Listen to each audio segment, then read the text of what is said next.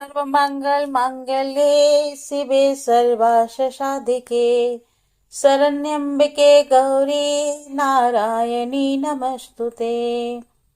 ओम उमा महेश्वराय नमः। आप सभी को माँ महागौरी की कृपा सदा बनी रहे। आज सावन मास का दूसरा मंगलवार है। इस शुभ अवसर पर आज आप सुनेंगे माँ मंगला गौरी की व्रत कथा। मंगला गौरी व्रत की पौराणिक कथा के अनुसार एक बार की बात है, एक छोटे से गांव में एक साहूकार अपनी पत्नी के साथ रहा करता था। साहूकार धनवान था। उसके घर में धन या सुख समृद्धि की कोई कमी नहीं थी, लेकिन फिर भी वह अपनी पत्नी संतान न होने के कारण बहुत दुखी रहा करते थे।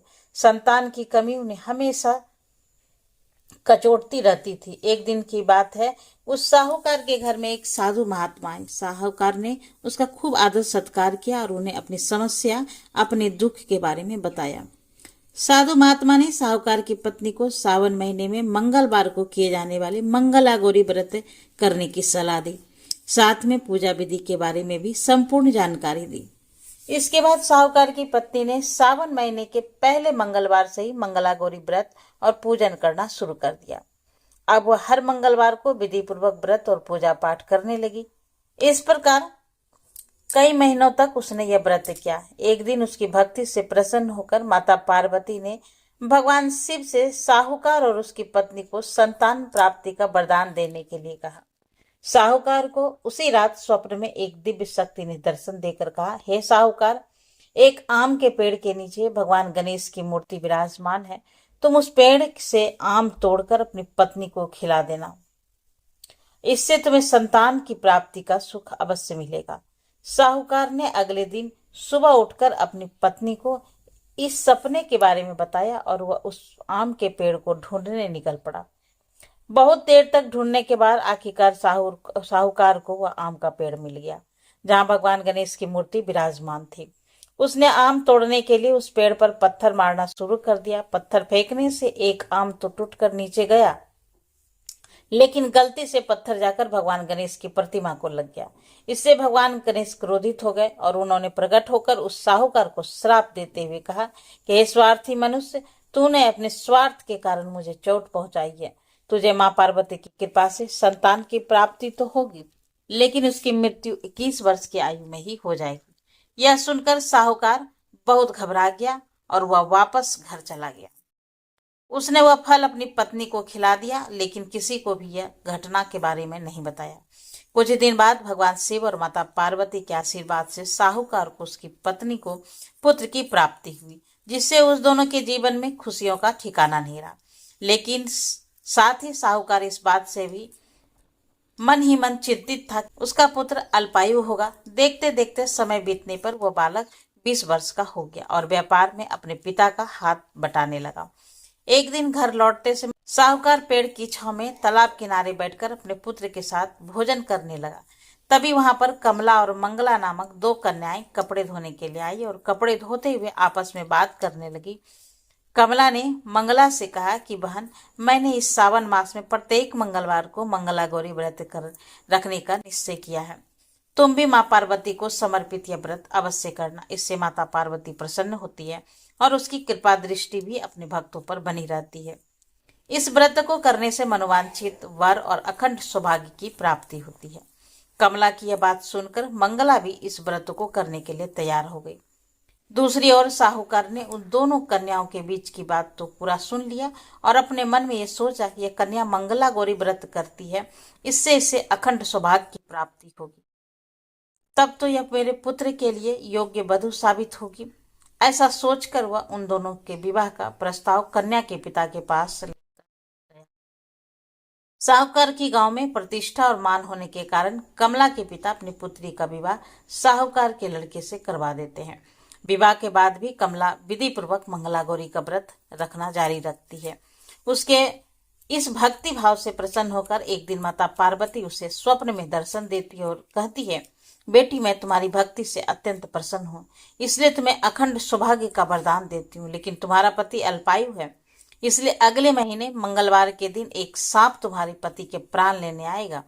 तुम उसके लिए एक प्याले में मीठा दूध रख देना, उसके बाद एक खाली मटका भी रख देना।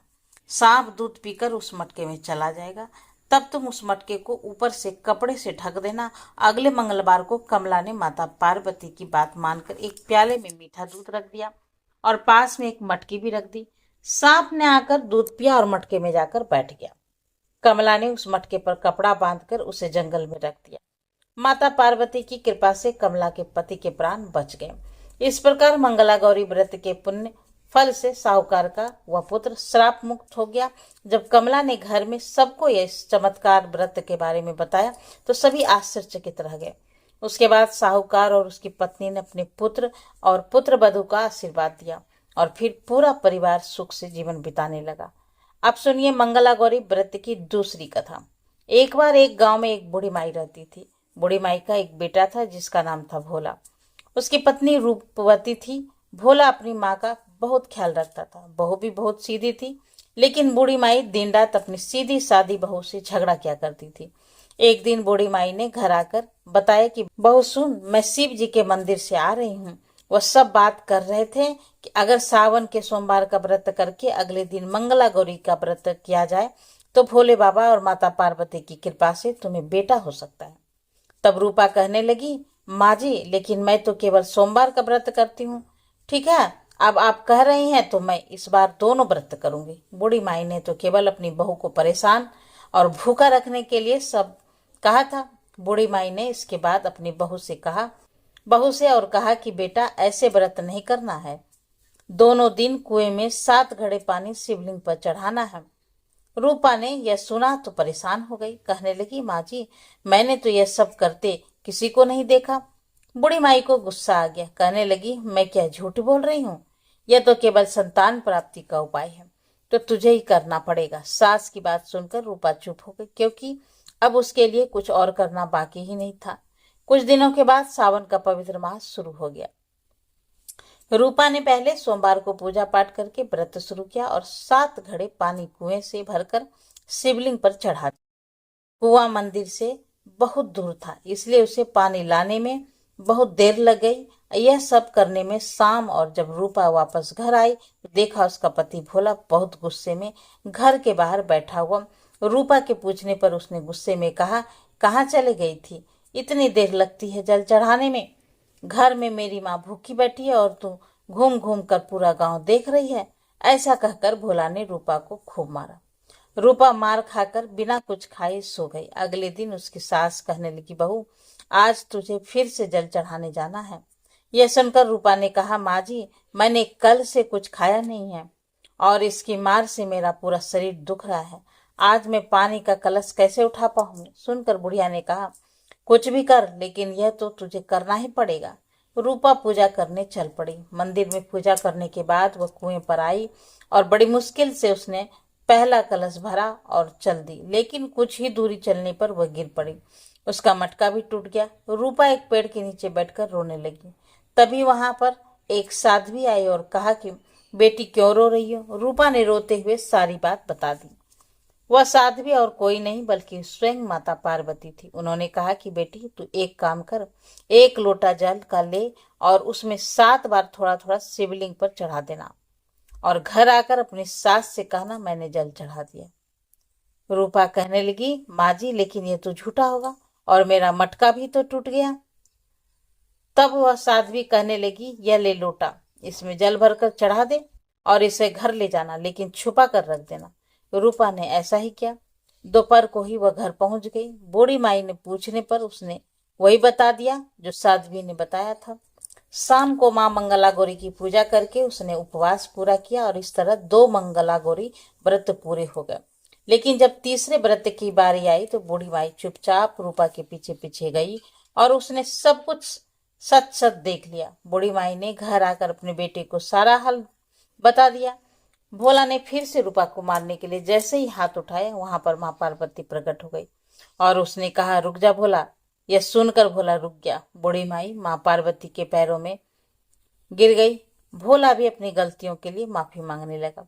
तब माता पार्वती ने कहा कि माफी मांगनी है तो इससे मांग, जो तेरे और तेरी माँ के अत्याचार सहन की है और पत्नी धर्म निभा रही है। तब भोला ने रूपा से माफी मांगी। बूढ़ी माई ने कहा, बेटी, मुझे माफ कर दे। तुझे परेशान करने के लिए ही मैंने यह सब कुछ कहा था। रूपा माता पार्वती से कहने लगी, माँ, इस संसार से तेरा मन भर गया है, अब मुझे भी अपने साथ ले चलिए। देवी पार्वती ने कहा, ठीक है, आज से तुम मेरी कृपा से जंगल में एक आश्रम बनाकर भक्ति करेगी, लेकिन इन दोनों को इसकी करने की सजा जरूर मिलेगी। रूपा ने कहा, माँ, इसे माफ कर दीजिए। यह सुनकर माता पार्वती ने कहा कि आज तुम्हारी बहू के कारण तुझे जीवन दान मिला है, जाओ इस लोटे को रख लो, तुम्हारे परिवार में कभी अन्न और धन की कमी नहीं होगी, लेकिन मैं अपनी बेटी को साथ लेकर जा रही हूँ। तब माँ और बेटे दोनों एक बार फिर से माता पार्वती के चरणों में गिरकर विनती करने लगे और उसमें क्षमा मांगने लगे। आप रूपा को साथ लेकर मत जाइए। माता पार्वती को उस पर दया आ गई। उन्होंने उन दोनों माँ बेटे को सद्बुद्धि दी और उसके बाद भी अपने परिवार के साथ हंसी खुशी रहने लगी। माता पार्वती की कृपा से कुछ ही महीनों बाद उसके घर में एक पुत्र ने जन्म लिया।